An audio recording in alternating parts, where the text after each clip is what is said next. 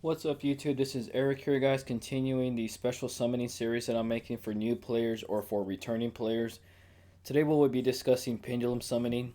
Pendulum Summoning is one of the most hated special summoning mechanics in Yu-Gi-Oh! But honestly I love to play it. I guess a lot of people just don't understand it, that's why they hate it. It is kind of complicated, but to me honestly it's fairly easier. It's a lot easier than Link Summoning, honestly. It's just sometimes where the cards go, it can be quite confusing.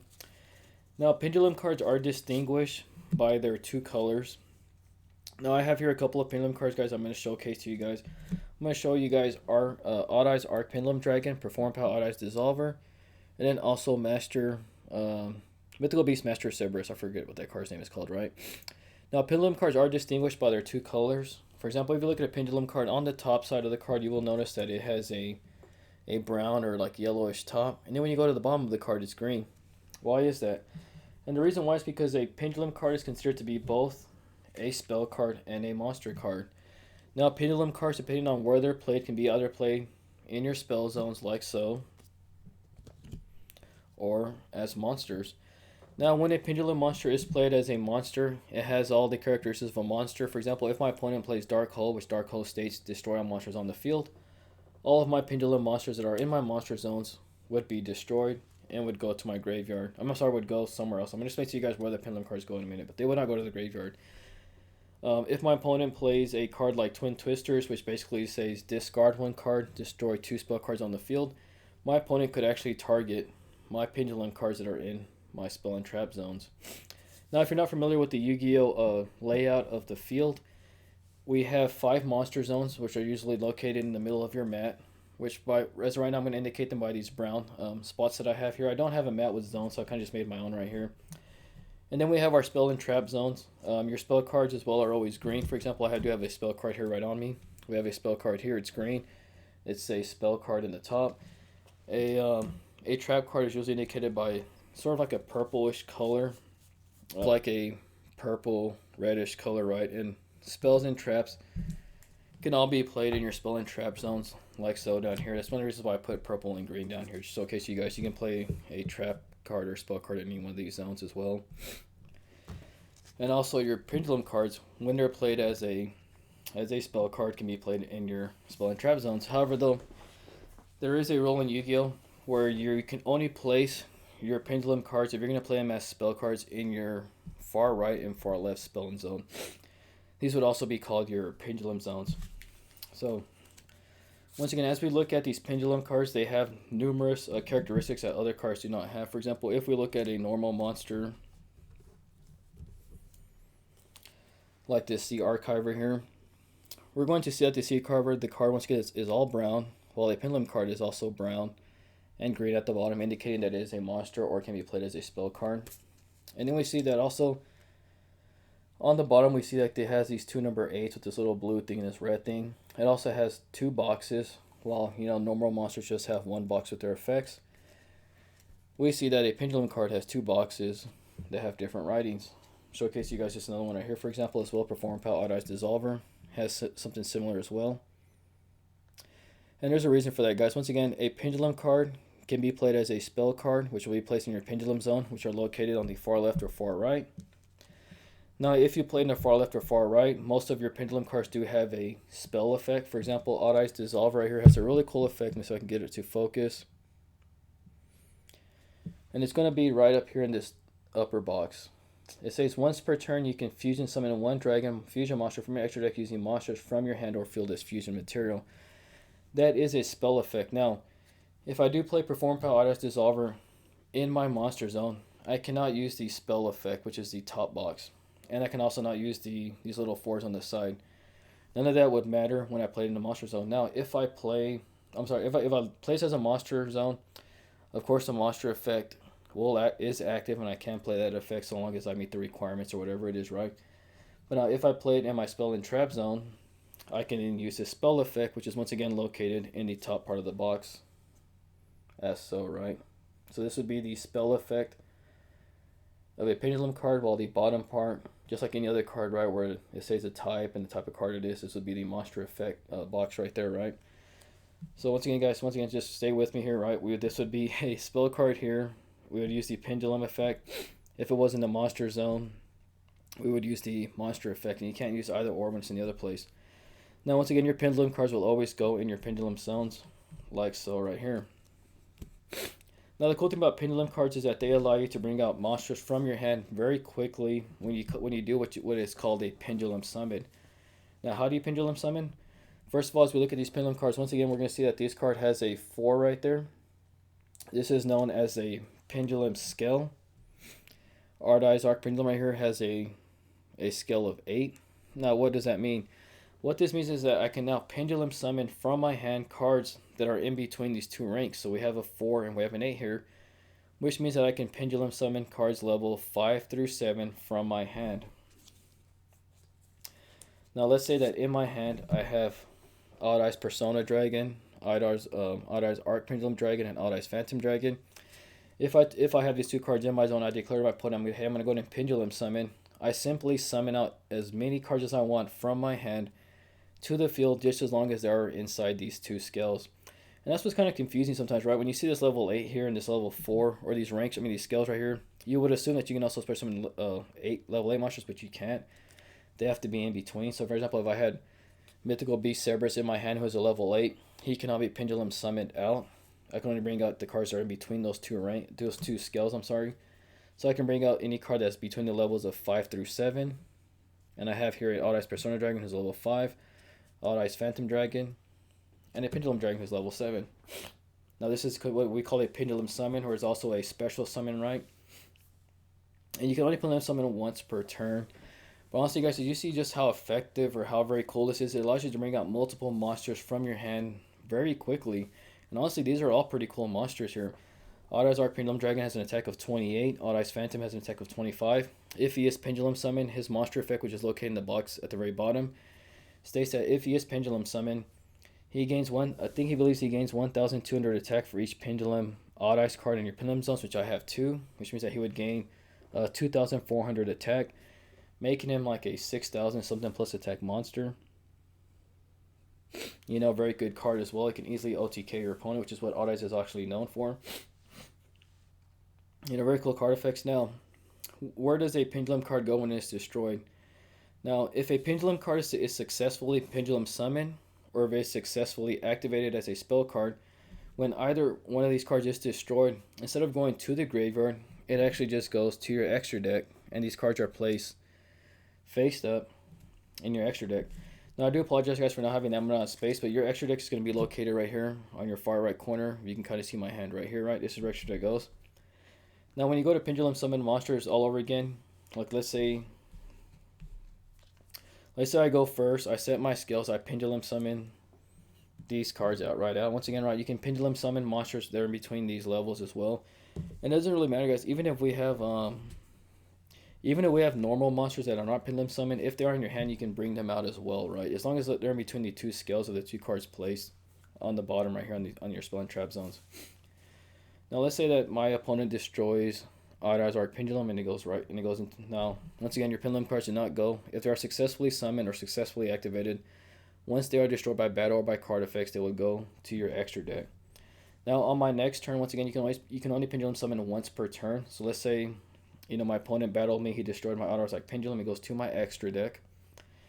When I go to pendulum summon once again, I can then pendulum summon one more time. Like coming back to my next turn, I would pendulum summon again using it with the once per turn effect. If I wanted to bring out Ardai's Arc Pendulum, I would tell my opponent, hey, I'm going to go ahead and pendulum summon right now.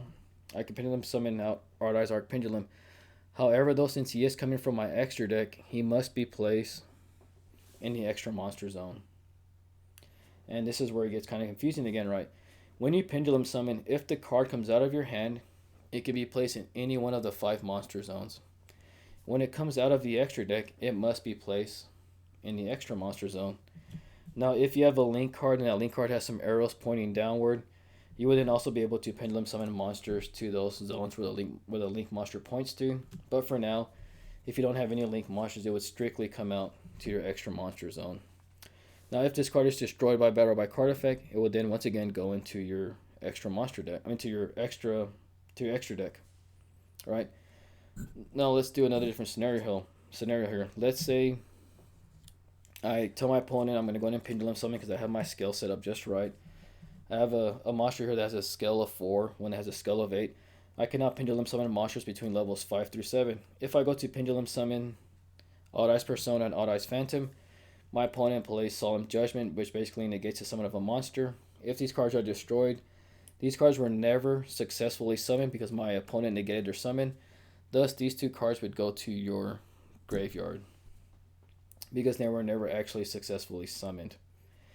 Now, if I go to activate one of my Pendulum cards, because I am actually activating a spell card here when I'm placing it in my spell zone, if my opponent plays a card, or if he has Boral Savage Dragon inside of the field and it says negate the activation of a card effect, if this card is negated as it's being activated as a spell card, it would go to the graveyard, right? Because I never successfully activated the card. Now, if I had successfully activated the card, left it there, my opponent then decides to play something like Twin Twisters, which says destroy a spell card, not negate, it would then go to my extra deck, right? And that's how they go, guys. When they are successfully summoned once again, they would go into your monster zones or be successfully activated in your spell and trap zones. Always keep in mind that your Pendulum cards cannot be played like this. They must be played in the farthest left and farthest right of your spell and trap zones. Now, I'm going to showcase to you guys just some of how these spell cards effect works. It's really cool. For example, Odd Eyes Dissolver here. If we look at the Odd Eyes Dissolver, we're going to go ahead and go a little bit more into detail about their effects. If we look at that little top box right up here, this would be like the spell card effect. So when the card is played in a spell zone, whether it's here or here, you can then activate that effect just as long as you meet the requirements. So for example, Odd Eyes Dissolver here says, once per turn you can fuse, see if I can get it to focus a little bit, there we go. Once per turn you can fusion summon one dragon monster from your extra deck using monsters from your hand or field as fusion material. So let's say I successfully activate this card. And then see if I can find myself a quick fusion card here. Yes, we do have one here. If I had two dragon monsters in my hand, I could then activate Dissolver's effect, only the spell card effect, right? Not the monster effect, the spell card effect, which allows me to fusion summon one dragon monster from my extra deck using two cards from my hand or from my field. So let's say I go and I declare my opponent, I'm going to go and Pendulum summon, I bring up Persona and Odd Eyes Phantom. These two cards, if these two cards are successfully summoned, I then proceed to activate Dissolver's effect to make a fusion summon using cards from my field. I use Persona Dragon and Phantom Dragon. Since these cards were successfully summoned as they are leaving my field, they would go to my extra deck. And Odd Eyes Vortex, which is my fusion card, would come out to my field.